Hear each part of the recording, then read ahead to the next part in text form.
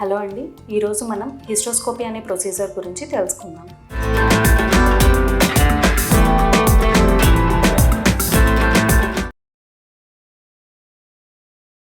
Hysteroscopy అంటే గర్భసంచిలోకి ఒక చిన్న కెమెరా పాస్ చేసి లోపల క్యావిటీ అంతా ఎలా ఉంది అనేది చూస్తారండి.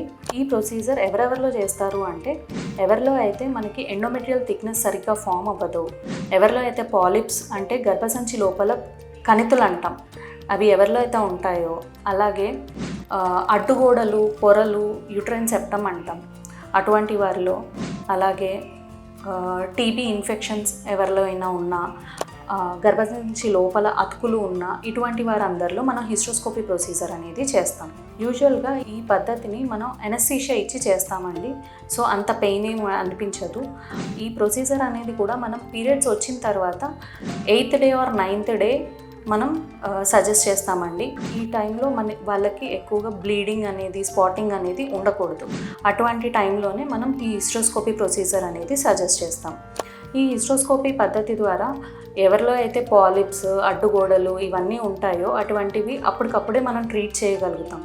సో ఇలా ట్రీట్ చేయడం వల్ల వారికి వెంటనే ప్రెగ్నెన్సీ వచ్చే అవకాశం ఉంటుంది.